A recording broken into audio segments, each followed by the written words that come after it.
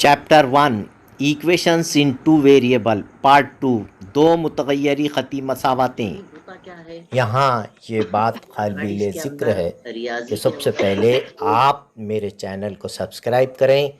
Channel ये का बात नाम पे है ध्यान देना मोहम्मद पड़ता अब्दुल वदूद। कि एक मुतगय्यरी मसावात कैसे हल करते, एक मुतगय्यर वाली मुरब्बी मसावात कैसी हल करते। तो हमने क्वेश्चन पे अपना जो पहले चैप्टर नंबर 2 ले लिए थे, आप देखे होंगे। वो चैप्टर नंबर 2 में हमने एक मुतगय्यर था, लेकिन वो मुरब्बी मसावत थी, क्वाड्रेटिक इक्वेशन था। उसको सॉल्व करने के डिफरेंट मेथड्स देखे हम, कई तरीके देखे, है ना। अब इस सबक में अगर दो वेरिएबल्स आ गए तो क्वेश्चंस कैसे सॉल्व किए जा सकते, उसके कुछ डिफरेंट मेथड्स हैं। अब एक क्वेश्चन ऐसा भी था, आपने देखे होंगे कि x जमा 6y मसावी 12 एक ऐसी इक्वेशन है। और एक हो सकता है 3x जमा 3y, 3x जमा, यहाँ पर आप उसको 3y ले लीजिए, मसावी है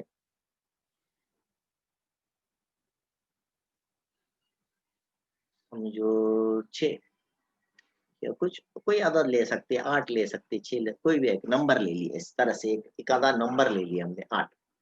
तो यहाँ अगर हम एक के नीचे एक ये दोनों इक्वेशंस को रखकर देखें, तो यहाँ पर मैं समझाने के लिए ये दिल से एक सवाल बनाया, हाँ, सिर्फ आपको समझना बोल के। ये क्वेश्चन आपको समझना है। तो ये क्वेश्चन नंबर, जो इक्वेशन नंबर 2 है, वो इक्वेशन नंबर 2 को हम एक नंबर के नीचे रखकर देखेंगे कि एक्चुअल हो रहा क्या है। हम कि यहाँ अगर गौर किया जाए तो आप देखिए, ना तो x के कोएफिशिएंट सेम है और ना ही y के जरीब सेम है। तो x भी नहीं कटेगा फिल वक्त और y भी नहीं कटेगा, ठीक है। तो इसको एक जैसा करना पड़ेगा, ये तीसरा तरीका हो, इसको एक जैसा बनाना पड़ेगा। ये एक तरीका हो सकता है। ये हमारे वो एक्सरसाइज नंबर 1.1 में है ये। हालांकि इसको हम दूसरे तरीके से भी कर ले सकते हैं। इसको हम जो है, दूसरे तरीका है एक हमारे पास, मुरब्बा खालिब का तरीका। लेकिन मैं पहले अभी 9th का ही तरीका ले रहा हूं। जब तक मैं क्या चाह रहा हूं कि आपको जो है थोड़ा सा बेसिक बातें भी पता चल जाए। ये हालांकि जरूरी नहीं था, 9th में है बोल के मैं क्या बोला, चलो कर लेते हैं। तो देखिए यहाँ पर इसको 6 है तो इसको बड़ी आसानी से 6 बना सकते हैं। अगर इस इक्वेशन को, इसी इक्वेशन को आप 2 से मल्टीप्लाई कर देते हैं, समझ में आ रही बात। इसको अगर आप 2 से मल्टीप्लाई कर देते हैं तो ये 2 तिया 6 हो जाएगा। तो पूरी इक्वेशन को हम मल्टीप्लाई कर सकते हैं, पूरी इक्वेशन को डिवाइड कर सकते हैं। जो रूल है हमारा मैथमेटिक्स का, उस हिसाब से हम 2 से अगर इसको मल्टीप्लाई कर देते हैं तो यहाँ पर 6y है तो यहाँ पर भी 6y आएगा। फिर आपको कल जो तरीका बताए थे कि साइन चेंज करना है और काट देना है ना। तो ये एक पॉसिबिलिटी है। अगर कोई बोलेंगे नहीं सर, मैं y के कोएफिशिएंट सेम नहीं करना चाह रहा हूँ, मेरे को x के कोएफिशिएंट सेम करना है, यहाँ 3 है तो यहाँ नीचे 3 है तो मैं ऊपर भी 3 ला लेता हूँ, तो मैं फर्स्ट इक्वेशन को 3 से मल्टीप्लाई कर लेता हूँ। इट इज ऑल्सो पॉसिबल, है ना। या आप x के कोएफिशिएंट एक जैसे करके काटिए, या y के कोएफिशिएंट एक जैसे करके काटिए। और जब कोई बोलेगा कि नहीं, मैं कोई इखराज का तरीका ही इस्तेमाल नहीं करना है, तो मेरे पास तीसरी मेथड है वहां पर, उसे कहते हैं डिटर्मिनेंट मेथड, क्रैमर्स रूल, उसे कहते हैं मुरब्बा खालिब का तरीका। ग्रामर के तरीके से इस दो मुतगय्यरी खती मसावातें हल करना, इस तरह से हम कर सकते हैं ये। तो अभी हम जल्दी जल्दी जो है, यहाँ ये इक्वेशन नंबर 2 को हम जो है 2 से मल्टीप्लाई कर देते हैं पूरी इक्वेशन को। This is our equation number 1, this is our equation number 2, और multiply the whole equation 2 by multiply by 2, है ना। इक्वेशन 2 को, तो यहाँ पे 2 तिया 6x और फिर ये 2 तिया 6y, फिर 2 अट्ठे 16।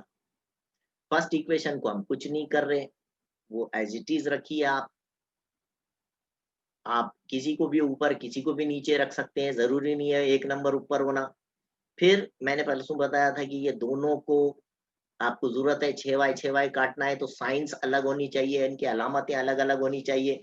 तो ऐसी सिचुएशन में जो है आपको पूरी इक्वेशन की साइन चेंज करने की भी जरूरत पड़ रही है, और तो आप कर सकते हैं। तो उसको लिखते हैं हम सब्सट्रैक्टिंग 1 एंड 2, 1 और 2 की तफरीक करने पर, सब्सट्रैक्टिंग इक्वेशन 1 एंड 2। समझ में आ रही बात? तो जब आपको दोनों की अलामतें तब्दील करने की नौबत आ रही है, दोनों इक्वेशन की साइन आपको चेंज करना है, तो आप बड़ी आसानी से उनकी साइन चेंज कर सकते हैं। तो यहाँ पर इसको माइनस कीजिए, ये भी प्लस का है 6 तो माइनस हो जाएगा, ये प्लस का 12 माइनस हो जाएगा। तो ये 6y कैंसिल हो जाएगा, और 6x में से एक x गया 5x, है ना? और ये 16 में से 12 गए, ये 4 बच गए। इत्तेफाक से यहाँ पर जो है ये दिल से इक्वेशन बनाने से ये डिनोमिनेटर में नंबर बच गया, पूरा नहीं कट रहा। और 4/5 आया। फिर ये जो आया हुआ है कोई भी नंबर, तो उसको आप किसी एक इक्वेशन में रखकर y की वैल्यू हासिल कर सकते हैं, y की वैल्यू वो हम कर ले सकते, कोई खास बात नहीं है यहाँ पर। तो ये बड़ी टाइम वेस्ट करना मेरा मकसद नहीं है, मैं सिर्फ यहाँ पर ये समझाना चाह रहा था आपको कि ये एक मेथड है। अगर कोई चाहे एक के नीचे दो एक इक्वेशन रखे, इक्वेशन नंबर 1 और इक्वेशन नंबर 2, तो उसके कोएफिशिएंट को एक जैसा कर सकते हैं अपने दिल से किसी नंबर से मल्टीप्लाई करके। ये हिस्सा हमने 9th में देखे थे। समझ में आ रही बात?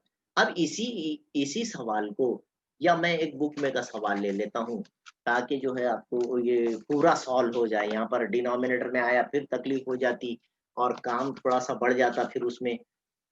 इसलिए हम क्या करते हैं, इसको आसानी के लिए एक छोटा सा सवाल ले लेते हैं।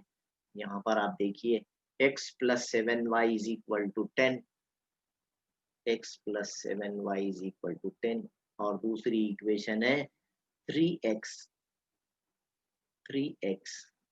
Minus 2y is equal to 7। ये एक है ना? ये एक तरीका हो सकता है। तो इससे ये एक सवाल हम करने से पहले पहले हम यहाँ पर शुरू करते हैं मुरब्बा खालिब का तरीका। और उसके लिए भी ज़रूरी था कि मैं आपको ग्राफ बना के बताऊं, लेकिन फिल वक्त ग्राफ जो है यहाँ पर अवेलेबल नहीं है। हम ग्राफ वाला एक स्पेशल पार्ट लेंगे। ये हमारा फील्ड वर्क जो चल रहा है, ये हम पार्ट 2 स्टार्ट किए हैं आज, और इसमें हम पार्ट 2 में अभी फील्ड वर्क यही सब कर रहे हैं। क्या बोलेंगे उसको? तरीके देखेंगे। तो पहले हमने बेसिक तरीके देखे, और अब हम जो है मुरब्बा खालिब का तरीका देखेंगे। मुरब्बा खालिब के यहाँ पर जो है डिटर्मिनेंट जिसे कहते हैं, मुरब्बा खालिब की कीमत मालूम करो। बड़ा आसान होता है, एक नंबर का सवाल ये, find the value of determinant. क्या बोलेगा वो?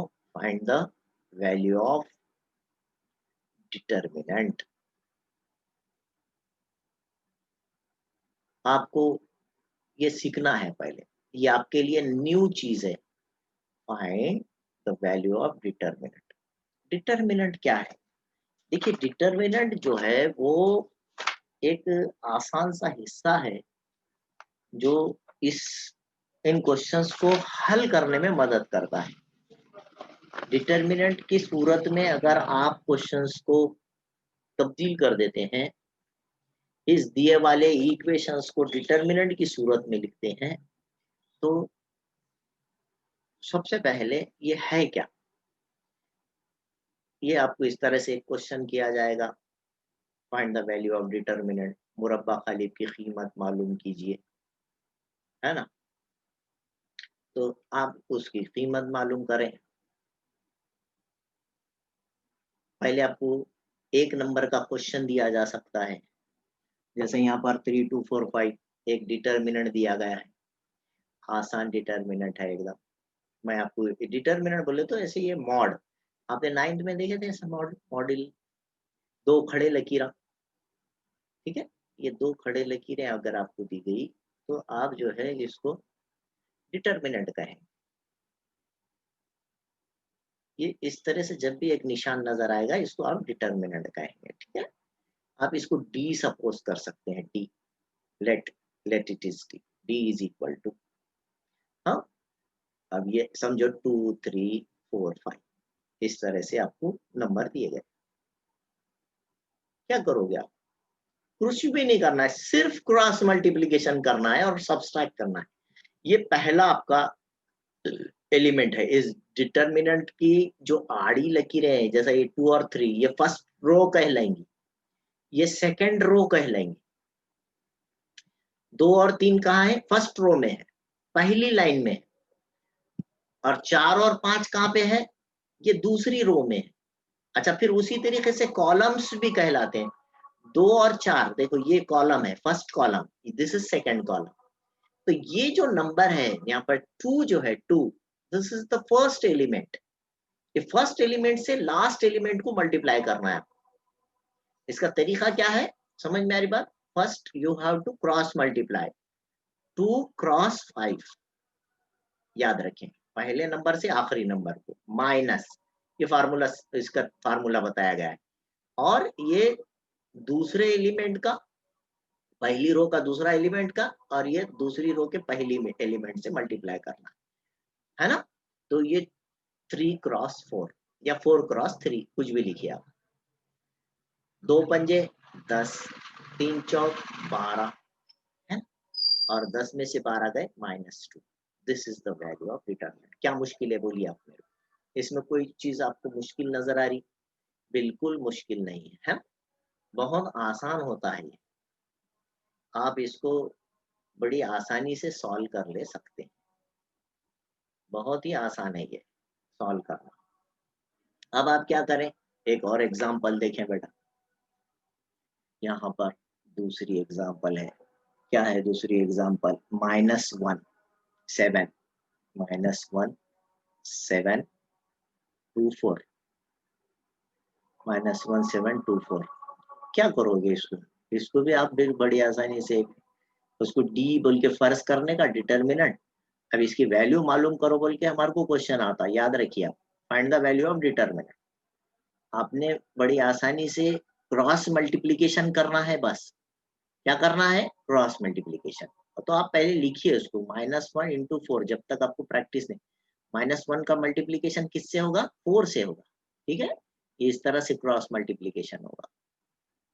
और 2 का मल्टीप्लिकेशन किससे होगा बेटा? 7 से होगा, ठीक है।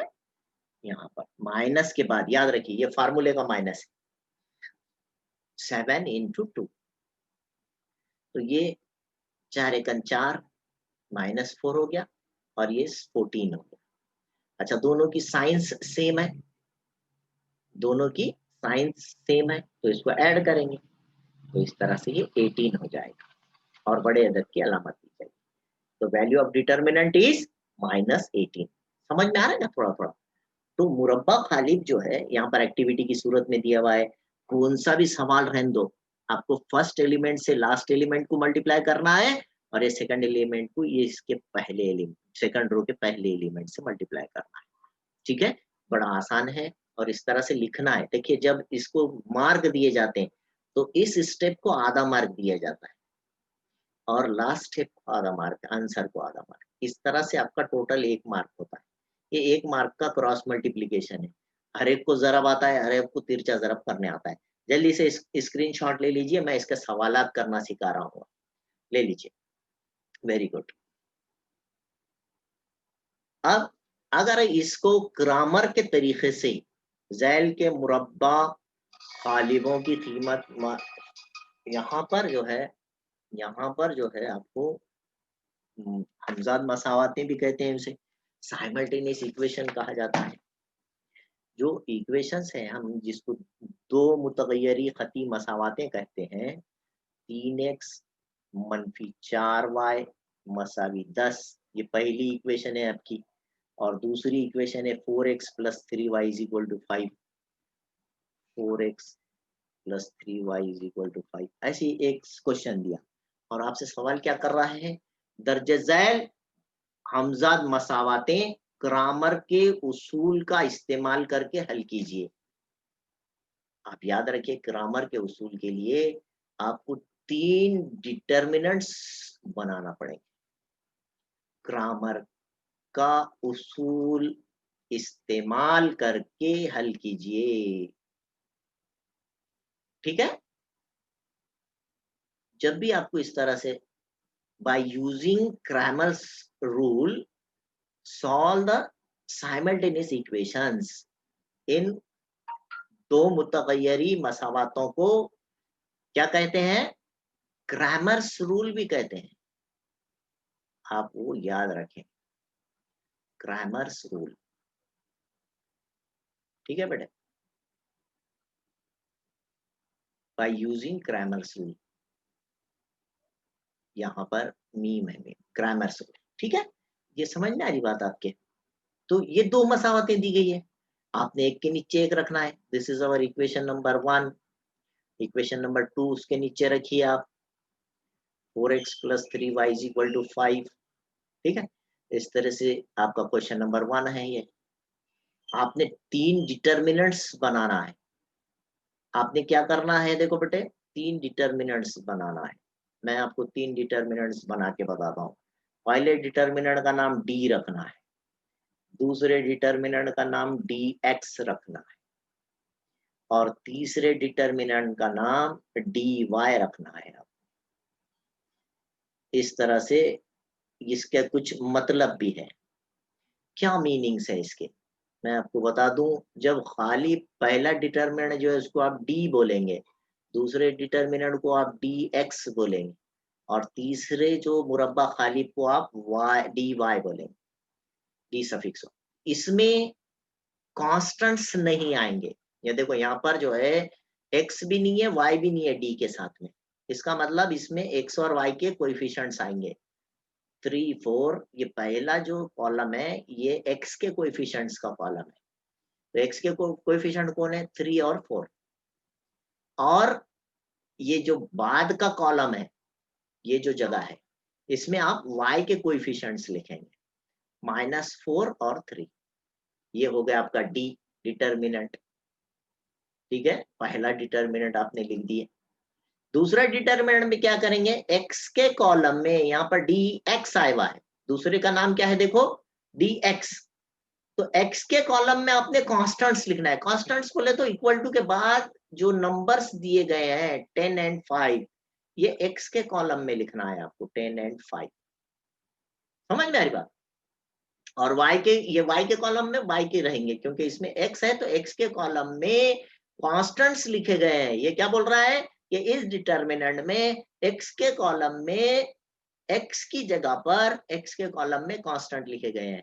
और इसमें कहा है देखो, इसमें इस डिटरमिनेंट में y के कॉलम में कांस्टेंट्स लिखे गए हैं 10 और 5। ये आपको याद रखने के लिए एक तरीका बनाया हुआ है बस। यहाँ पर y के कोएफिशिएंट एज इट इज रहेंगे क्योंकि ये y का कॉलम है, ये x का कॉलम है, ये y का कॉलम है ना। तो x के कॉलम में कांस्टेंट्स है, इसमें y के कॉलम में कांस्टेंट्स है, मतलब मसावी के बाद के नंबर्स है, ठीक है। मसावी के बाद जो अदद है जिनके साथ x और y नहीं होते हैं उन्हें कांस्टेंट्स कहते हैं। यहाँ पर पहली इक्वेशन में कांस्टेंट कौन है, 10 है, और दूसरी इक्वेशन में कांस्टेंट कौन है, ये 5 है। तो ये कांस्टेंट्स कहलाएंगे। अब ये इनके साथ क्योंकि x और y है इसलिए इनको कांस्टेंट्स नहीं कहेंगे, इन्हें कोएफिशिएंट्स कहेंगे। तो यहाँ पर x, ये अब पहला कॉलम है, पहला कॉलम बोले तो x का कॉलम है, तो इसमें x के कोएफिशिएंट आ जाएंगे 3 और 4। बात समझ में आई क्या, देखिए आप इस तरह से अब इसको सॉल्व करें आप। अब सॉल्व करने के लिए वही तरीका 3 क्रॉस 2, मेरे को ऐसे लिखने की भी जरूरत नहीं, माइनस ये फार्मूले का माइनस, और ये 4 कॉमन, 4 क्रॉस -4 है ना। अब देखिए फिर इसको लिख के बताता हूं मैं, 10 × 3, 10 × 3 माइनस फार्मूले का 5 × -4। अगर आप -4 पहले लिखे भी तो चलता, हाँ 2 माइनस बाजू बाजू आ रहे बोल के मैं इधर बाजू में लिख दिया। आप फिर इस तीसरे का भी लिख के बता देता हूँ, 3 into 5 माइनस फार्मूले का 4 into 10 या 10 into 4 भी लिख सकते हैं आप इस तरह से। तो ये हो जाएगा 3 2 6, 3 2 6। पहले मल्टीप्लीकेशन करते हैं आप बोर्ड मॉस रूल के हिसाब से, और माइनस माइनस प्लस, 4 चौक 16, और ये 16 और 6 हो गया 22। क्या हो गया वो? 22 हो गया। ठीक है, अब नीचे आइए, नीचे क्या है? 10 तिया 30, माइनस माइनस प्लस, 5 चौक 20, है ना, 10 तिया 30 और ये 5 चौक 20, और ये हो गया 50। मीटिंग का नोटिफिकेशन आ गया है, खत्म हो रही मीटिंग बोल के। अब आप जो है यहाँ पर थोड़ा इक्वेशन लिखने में कुछ गलती हुई क्या, वो देख रहा हूँ। 3x minus 4y is equal to 10 पहली इक्वेशन थी हमारी, और दूसरी इक्वेशन हमने लिखे यहाँ पर 4x plus 3y is equal to 5। तो ये 3 और 4 आ गया, और -4 और 3 आ गया। अरे ये 3 है, 3 ये 3 है, यहाँ पे ओवर राइटिंग में समझ में नहीं आया है, इससे ये थोड़ा पहला जो है हिस्सा है वो रॉन्ग हो रहा है। 3 3 यहाँ 3 आना चाहिए, 3 तिया 9 होगा, ये दिख रहा ना, और ये 16 और 9 25 हो जाएगा ये। ठीक है, ये 3 तिया 9 आता है। मैं वही बोल रहा हूँ कि कहीं तो भी रॉन्ग हुआ ऐसा लगा था, बराबर है एकदम। चलो चोर पहले ही मिल गया हमको। और फिर जो है ये -4 और 3 है, यहाँ पे करेक्ट आ गया। और 3 पंजे 15 और 4 ये 40 आएगा, ये -40, और बड़े अदद की अलामत आएगी, -40 बड़ा है, 40 है ना, इसलिए साइन बड़े अदद की आएंगी, और 40 में से 15 गए 25। तो ये जो वैल्यू आ गई, ये वैल्यू आ गई डी की, ये आ गई डी एक्स की, और ये आ गई डी वाई। अब क्या लिखना है, क्या मैं इधर साइड में लिख रहा हूँ, मेरे पास नीचे जगह नहीं है, मेरे पास नीचे जगह नहीं है, तो मैं इधर साइड में लिखूंगा। साइड में क्या लिखूंगा? क्रामर के उसूल की बिना पर। अब ये सवाल, ये 3 डिटर्मिनेंट्स की वैल्यू ला लेने के बाद लिखना है, क्रामर के उसूल की बिना पर। क्या लिखेंगे आप? x मसावी है, x की कीमत निकाल, dx अपॉन डी, छोटा सा फार्मूला है, x is equal to dx upon D. क्या है dx अपॉन डी? dx की कीमत आई 50 और हमारे पास, और डी की कीमत आई 25, देख लीजिए आप यहाँ पे, और 25 एकन 25 और 25 दूनी 50 बोल के काट देना, x की कीमत आ गई 2। उसके बाद आप y की कीमत निकालेंगे, तो y की कीमत क्या होंगी? dy upon D. क्या फार्मूला है उसका? dy upon D. इस तरह से करें, dy, dy कितना है हमारे पास? -25, और d कितना है? 25। देखो यहाँ पर, ये d 25, dy -25, 25 एकन 25, क्या बचा? -1। तो इसका सॉल्यूशन क्या आ गया फिर इस ये सवाल का जवाब क्या है? x मसावी 2 और y मसावी -1। समझा? इस तरह से आप इसको ये सॉल्यूशन सेट करेंगे Cramer's, by using Cramer's rule. तो ये है क्रैमर रूल। क्या है rule? x is equal to D x upon D, y is equal to D y upon D. इसलिए हम 3 डिटर्मिनेंट फॉर्म करते हैं यहाँ। ठीक है, पहले डिटर्मिनेंट का नाम d है, दूसरे का नाम dx है, और तीसरे का नाम dy। ये बात आपके समझ में आई? d में कॉन्स्टेंट्स नहीं होते हैं, dx में x के कॉलम में कांस्टेंट होते हैं, और dy डिटर्मिनेंट में y के कॉलम में कांस्टेंट्स होते हैं। बाकी x के कोएफिशिएंट x की जगह पर, y के कोएफिशिएंट y की जगह पर। इस तरह से क्रॉस मल्टीप्लिकेशन करके हमने तीनों डिटर्मिनेंट्स के वैल्यूज लाए, और तीनों डिटर्मिनेंट्स के वैल्यूज आ जाने के बाद में हम जो है उसको ये ऐसा बोल सकते हैं आप, ये डी की कीमत, ये डी एक्स की कीमत देखो, और ये डी वाई की कीमत। इस तरह से हमारा क्वेश्चन बिल्कुल पूरा सॉल्व हो गया, है ना। और ये हमने सॉल्व करके बड़ी आसानी से सॉल्यूशन सेट लाई। कुछ मुश्किल है? समझ में आया? तो यहाँ पर हम स्टॉप करते हैं, ये हमारा पार्ट खत्म हुआ, यहाँ पर पार्ट 2। इंशाल्लाह फिर पार्ट 3 देखेंगे हम जल्दी से, और ये आप दूसरे बच्चों तक पहुंचाइए। दूसरे बच्चे जब ये देखेंगे सब, उनको यूट्यूब पर देखो बोलो, जिसका भी अगर मिस हो गया, देखो ऐसा होता है कि घर में आयन वक्त पर मोबाइल या कोई चीज रहना, मोबाइल वगैरह नहीं रहा तो फिर देखने के लिए दुश्वारी होती, तो कोई उसमें परेशानी की भी बात नहीं है, आप पेरेंट्स को परेशान ना करें। आप जो है यूट्यूब चैनल पर मेरे चैनल को देखिए, उसको ओपन कीजिए, वहां पर आपको ये सब वीडियोस अवेलेबल हो जाते हैं थोड़ी देर से। आप अभी नहीं देखे तो कल सुबह देखिए। हाँ, जिनका छूट गया वो परेशान नहीं होना, जब अपने पास टाइम है, जब यूट्यूब चैनल के ऊपर जाकर उसे देख ले सकते हैं। आप उसको सब्सक्राइब करके रखे अगर, तो आपको नोटिफिकेशन भी आ जाता, बेल का बटन दबाए। आपको समझ में आने के लिए हम यहाँ मज़ीद एक और सवाल हल करेंगे। हमारे पेज नंबर 16 एक्सरसाइज नंबर 1.3 के सवाल नंबर 3 का दूसरा सवाल आपके लिए फिर एक बार मैं आपको यहाँ पूरा लिख लेकर समझा देता हूँ। One more question we are going नहीं टू समझ में आया तो सॉल्व। फिर एक बार बोल दूं मैं आपको, देखो ग्रामर के उसूल का इस्तेमाल करके हमजाद मसावातें हल करने के लिए अगर कहा जाए, और इस तरह से दो मसावातें दी जाएंगी, इक्वेशन नंबर 1, इक्वेशन नंबर 2। सबसे पहले उसको सही तरतीब में लिखें।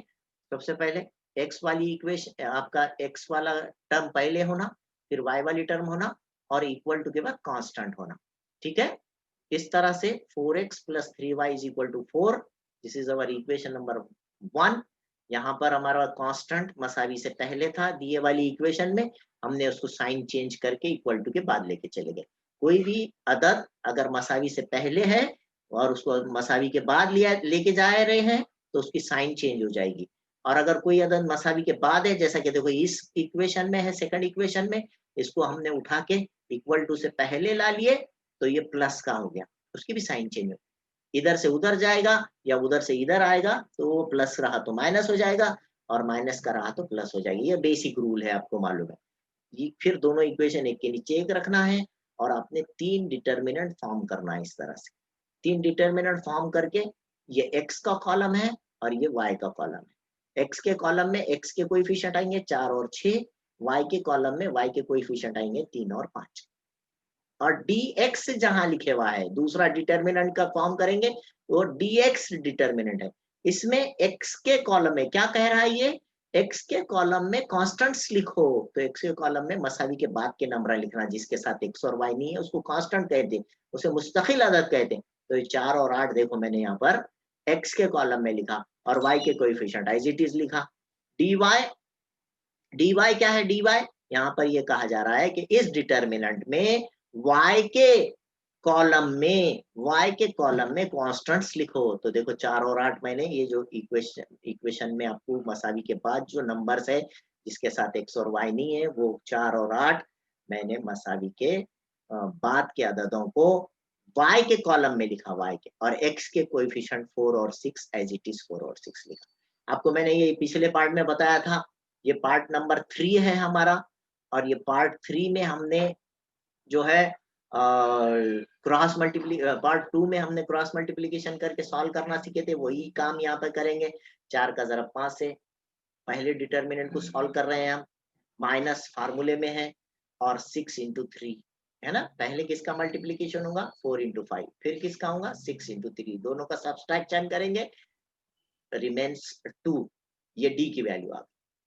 फिर उसके बाद 4 का मल्टीप्लीकेशन करेंगे 5 से, और 8 का मल्टीप्लीकेशन करेंगे 3 से, तो 4 इंटू 5 माइनस फार्मूले का है ये, और 8 दिया 24, ऐसा 20 में से 24 गए, माइनस 4 बचा है।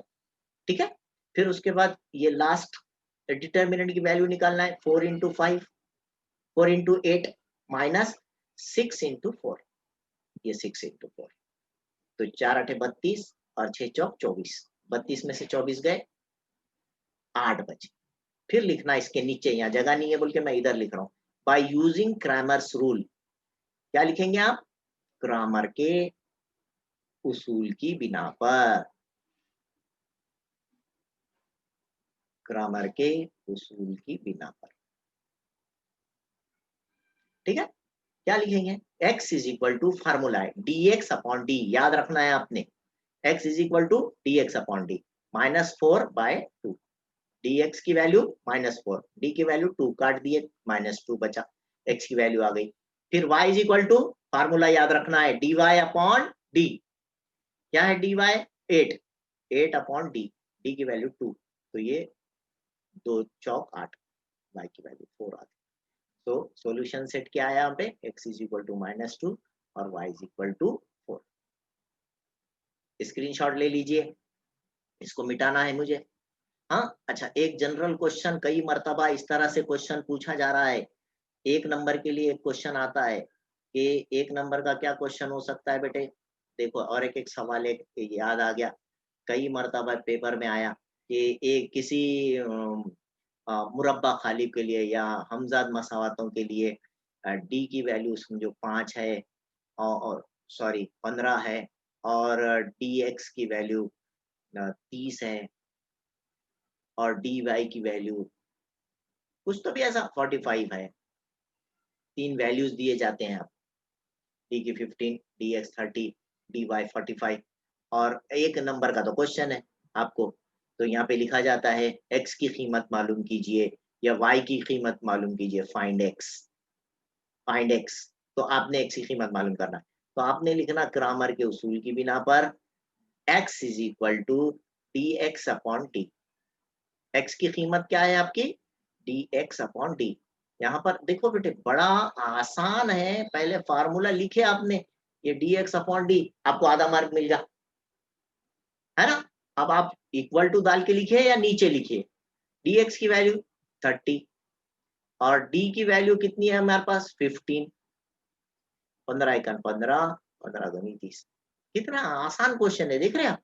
इस तरह से x की वैल्यू 2, अगर वो कोई मालूम करो बोला, हो सकता है ना भाई, क्वेश्चन क्या बोलेगा वो, y की कीमत मालूम कीजिए, x की नहीं तो y की कीमत, आप समझ गए होंगे क्या करना है आपको, बाय यूजिंग क्रैमर्स रूल, क्या फार्मूला है आपके पास, y is equal to D y upon D. देखो ये छोटे छोटे क्वेश्चन है, लेकिन एग्जाम में जब का जब याद आना भी जरूरी रहता है, इसलिए ये मैं आपको खुसूसियत से बता रहा हूँ। डी वाई की वैल्यू कितनी है 45, डी की वैल्यू कितनी है आपके पास 30, सॉरी 15, 15 एकन 15, है ना, ये 3 जा 45, तो इस तरह से y की वैल्यू 3 आ गई। आप जो भी पूछे उसमें x की वैल्यू पूछो या y की वैल्यू पूछो, आपने उसका पहले फार्मूला लिखना है, इसका आधा मार्क और आंसर का आधा मार्क। मेरी बात समझ में आ रही क्या, क्या है यहाँ पर, जब आपसे क्वेश्चन किया जाएगा कि छोटा सा क्वेश्चन रहता है, बहुत छोटा सा क्वेश्चन रहता है, क्वेश्चन में डी की वैल्यू दी जाएगी, डी एक्स की वैल्यू दी जाएगी और डी वाई की वैल्यू दी जाएगी, इस तरह से वैल्यूज देकर आपको एक्स की कीमत या वाई की कीमत यहाँ पर, ये आपने फार्मूले भी याद रखना है बेटे, ये फार्मूले ये जब आप याद रखोगे तो फार्मूले का आधा मार्क होता है, ये बहुत काम की चीज है। तो यहाँ पर वाई यूजिंग ग्रामर्स रूल आप जब लिखोगे तो यहाँ पर आपने x is equal to D x upon d और y is equal to D y upon d, एकदम छोटा फार्मूला है, पहले फार्मूला लिखेंगे आधा मार्क मिलेगा, वैल्यूज रख के कट कर देंगे तो x की कीमत या y की कीमत आ जाएगी, बाकी का आधा मार्क मिलके इस तरह 1 नंबर का क्वेश्चन पूछा जाता है। मैं समझता हूँ मेरी बात आपके पूरी तरीके से समझ में आ गई होंगी, है ना। और ये हमारा पार्ट 3 था, ये पार्ट 3 अब यहाँ पर कंप्लीट हुआ और मेरे हिसाब से आप पेज नंबर 16 लेना है आपने, देखो पेज नंबर 16, पेज नंबर 16 और क्वेश्चन नंबर है उसके ऊपर या एक्सरसाइज नंबर, सबसे पहले तो आपको एक्सरसाइज नंबर मालूम होना चाहिए 1.3 है ये। हमने ग्राफ वाली एक्सरसाइज अभी नहीं लिए हैं, ग्राफ वाली एक्सरसाइज हम बाद में लेने वाले।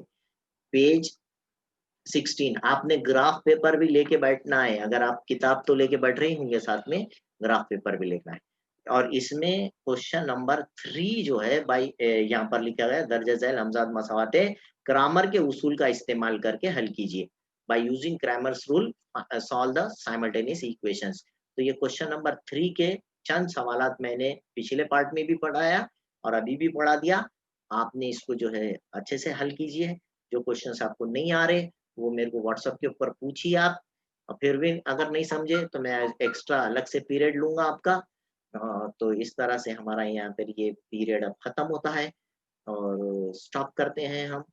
आप तमाम बच्चे जो है खामोशी से सुन रहे हैं, ये बड़ी ख़ास बात